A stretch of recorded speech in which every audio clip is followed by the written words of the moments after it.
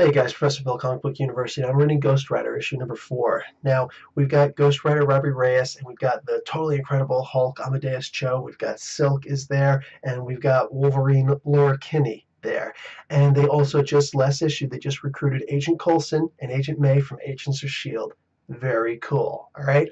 Now they're trying to hunt down this monster that absorbs people's energy. And by the way, there's no more second issue stuff going on anymore. Everything is just the first part of the comic, the only part of the comic, which is good because it flushes it out a little bit more. Now, they're trying to do a stakeout. It turns out the monster went back to underneath Canelo's auto body for some reason. We don't know why just yet. Even at the end of the issue, we don't actually know why, but it hibernates under there, and then for some reason it'll just come up and attack people. So whatever. So these guys are doing the stakeout in the Incredible Hulk's, the Totally Awesome Hulk's meat truck. Got to get that right. Now, he's not interested in teaming up. He actually says as much. They ask him, do you want to, join up with us and try and hunt down this monster? He says, I'm not interested in team up. I'm not interested in a monster hunting expedition, anything like that. And it's kind of what he needs. And we know that he needs it because Uncle Eli, who's actually the Ghost Rider spirit, the imitation spirit of vengeance that's inside of him, he needs to undo this. And this was part of the promise in the end of the last run, Volume 1 of Robbie Reyes' Ghost Rider, the All New, All Different. He promised, Robbie Reyes promised Eli, he says, listen, man, you find me all the worst criminals in the world and we will kill them, but I'm not going to go around killing innocents. So he's like, all right, you know what? You got a deal. Well, Robbie's been breaking that deal. He's not killing anybody. So he can't really unleash his full powers, anything like that. He's not satisfying Eli. And if he doesn't, then pretty soon, we know what happens. Eli takes over, and that's really, really bad. So he's got to kind of let that stuff out. Now, what he's really worried about is Ramon. Ramon is that guy, the Perro Rabitos. He's the rabid mad dog, right? The mad dog. He goes out and he kills people, but he hasn't, ever since he got out of jail, he's reformed.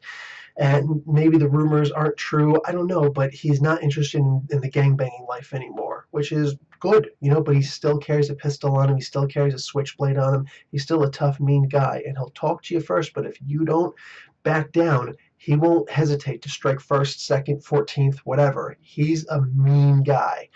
And he's getting into an argument with these gangbangers who are trying to join up with him, saying, you need a crew, man.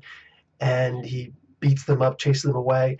Robbie's little brother, Gabe, right, in the wheelchair, goes up and he puts away his wrenches because he's also working in Canelo's auto body. And he gets mad and he explodes and just starts yelling at Gabe and says, I'll snap your little neck. And he leaves, he goes home. Well, Robbie's ticked off and he goes to have a conversation with him about it. And then all of a sudden, the gangbangers that messed with him before come by for a drive-by. Ramon is cool. He shoves him down. He's like, this isn't your life, Robbie. Stay down. And he gets up and he starts firing back. And then all of a sudden, Robbie turns into the Ghost Rider and starts taking these guys out. But again, he's hurting them, but he's not killing them. Anyway, this is approximately where the comic ends, and even though we don't really get as much violence or action as we really want from a Ghost Rider comic, this is still really good because this is actually a Ghost Rider with a real story. I know Johnny Blaze had a story. Some of his stories weren't that good. All right, I feel this is a really good story. This is a Ghost Rider who's actually got a family. I mean, this is something that we don't see anymore. And all these characters in here actually have the conversation where they say, we've all, for the most part, got family. And you look at the superheroes back in the day, no family. Absolutely. You know what? This is something I'm probably going to talk about in my podcast this week.